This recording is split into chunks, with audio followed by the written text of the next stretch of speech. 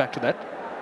নেদারল্যান্ডসের সঙ্গে সিলেটে প্রথম টি-20 এই ম্যাচে মুস্তাফিজুর রহমানের একটা উইকেট প্রাপ্তি, খুব বেশি উচ্ছ্বাসিত তাকে দেখা যায় নাই। এমনিতেই মুস্তাফিজুর রহমান যে ক্যারেক্টারের, উইকেট পাওয়ার পর অনেক বেশি উচ্ছ্বাসে ভেসে যাওয়ার ফিজকে আপনার কখনোই দেখা মিলবে না। তবে পারফর্মার ফিজের দেখা ঠিকই মিলছে। পরিসংখ্যান অন্তত সে কথাই বলে। সবশেষ টানা 10টা ইনিংসেই প্রত্যেকটা ম্যাচে কমপক্ষে একটা করে উইকেট তার নামের সঙ্গে। সবশেষ 10 ইনিংসে 13টা উইকেট, তার ইকোনমি 7-এরও কম। এই পরিসংখ্যান সাক্ষ্য দেয় মুস্তাফিজুর রহমান বাংলাদেশের অন্যতম সেরা পেসারদের একজন। অন্যতম শব্দটা বাদ দিয়ে যদি বলি, বাংলাদেশের পেস ইউনিটের সেরা পেসারই এই ফিজ।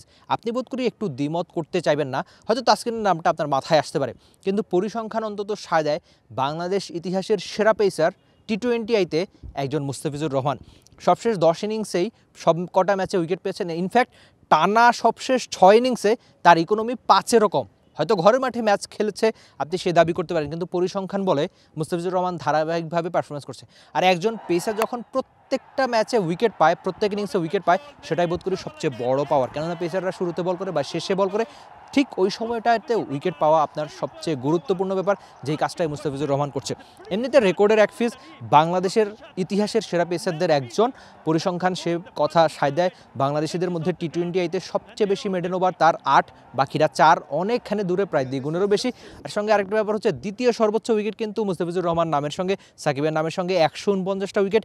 টি-20 মুস্তাফিজুর রহমান 140। হয়তো সাকিবের নামের সঙ্গে তো আর উইকেট যোগ হওয়ার সম্ভাবনা একদমই ক্ষীণ, কেননা টি-20 অলরেডি সাকিব আল হাসান নিজের অবসরের ঘোষণা দিয়ে দিয়েছেন, জানিয়েছেন যদিও দলের যদি কখনো দরকার হয় তিনি আবার ফিরবেন, কিন্তু সেই ফেরাটা আদৌ হবে কিনা সেটা তো অন্য একটা ব্যাপার। আর মুস্তাফিজুর রহমান হয়তো প্রথম বাংলাদেশি বোলার হিসেবে 150 টি-20 উইকেট পাবেন, সেক্ষেত্রে তার আর 10টা উইকেটই বাকি। তিনি হয়তো খুব দ্রুতই এই অ্যাচিভমেন্টটা স্পর্শ করবেন।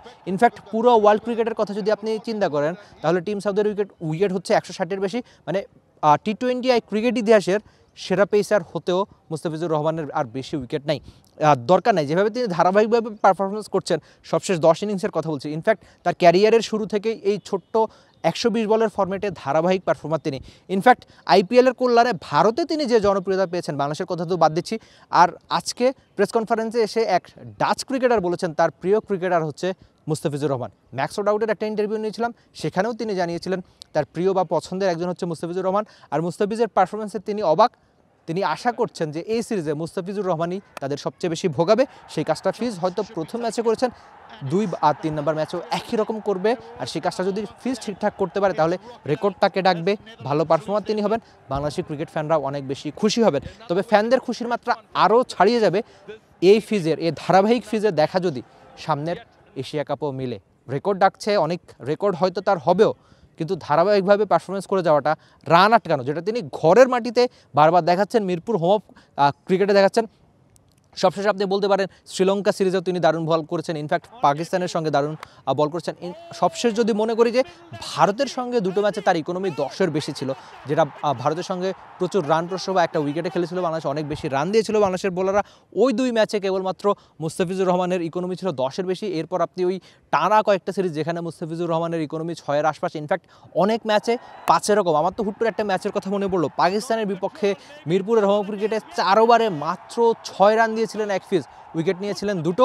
এমন ফিজের দেখা ধারাবাহিকভাবে হয়তো বাংলাদেশের ক্রিকেটে মিলবে, যিনি আসবেন, শুরুতে বল করবেন, ব্রেক থ্রো এনে দিবেন, টানা ডট বল করবেন, আর শেষের দিকে রান আটকাবেন। এমন এক মুস্তাফিজুর রহমানের দেখা হয়তো সামনের ম্যাচগুলোতে মিলবে, আর এশিয়া কাপেও তা মিলতে পারে। তাহলেই হয়তো বাংলাদেশের ক্রিকেট ফ্যানরা এক ফিজে খুশি হবে, নাকি? Rifat Emil, T sports, Sylhet. For more updates, subscribe to our YouTube channel and click on the bell icon. Follow us on Facebook and Instagram. Download T-Sports app to enjoy exciting games and highlights. Visit tsports.com.